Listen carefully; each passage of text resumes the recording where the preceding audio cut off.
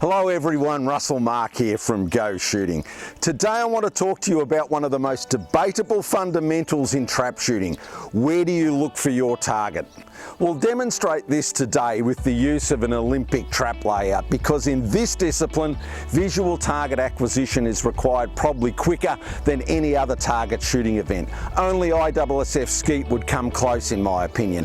However, in disciplines like trap where the target is thrown at unknown angles, where you start your eyes can be different than events where you know the target's flight path. I think the biggest misconception that shooters make is the belief that they need to see the target perfectly clear the moment it leaves the trap house. This simply isn't true.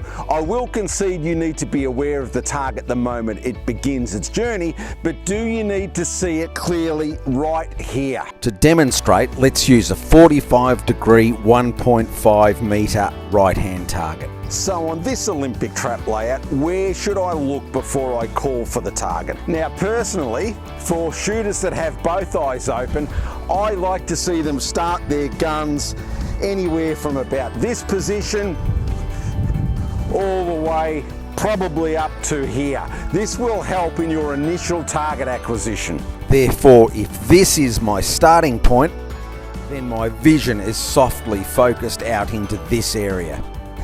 Now I'll place this cone in the starting position that I'll use today. If you're a one-eyed shooter, and by that I mean if you're shooting with one eye closed or have a shooting glass lens covered for eye dominance issues, then you need to start your gun no higher than this point, because any higher you'll run the risk of the target appearing in your blind spot underneath your barrel. So this will become our starting position with our eyes softly focused out here. Let's have a look how this target looks with the aid of our shot cam.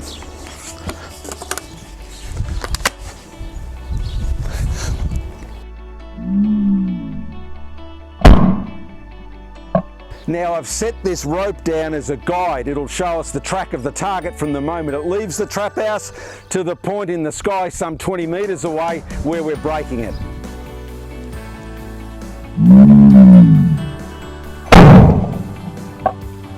It is interesting to note that even though I hit this target at about 20 metres from the trap, the target has travelled nearly 5 metres before my brain reacts to the information my eyes have sent it.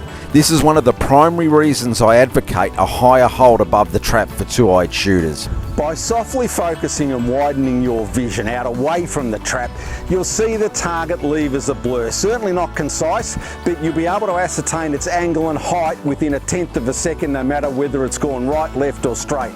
Personally, I like to see a competitor's eye and the end of the barrel locked together in any discipline of trap. Wide at the start and narrow and tight when you pull the trigger. For most people, it is virtually impossible to see the target clearly here, and then again to see it perfectly clear at the point out in the paddock when you're pulling the trigger. I will say, when you pull the trigger, you should be able to read the rings on the target. For the purposes of this graphic, we define your vision as a circular shape. In reality, it has no real defined shape. It starts wide, and as the barrel tracks the target, it will get smaller and more defined.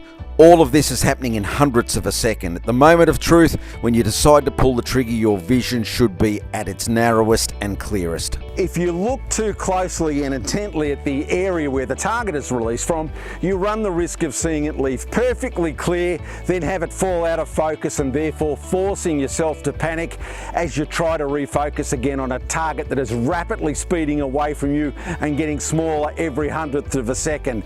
If you're jerking the gun at targets and panicking, you're probably doing this. It doesn't matter if it's Olympic trap, American trap down the line, or any of the trap disciplines. Push your eyes out into the target breaking zone and it will buy you time. It will make the target appear slower, and most of all, you won't panic on a target that quickly disappeared out of focus because your eyes were too close back to the trap house.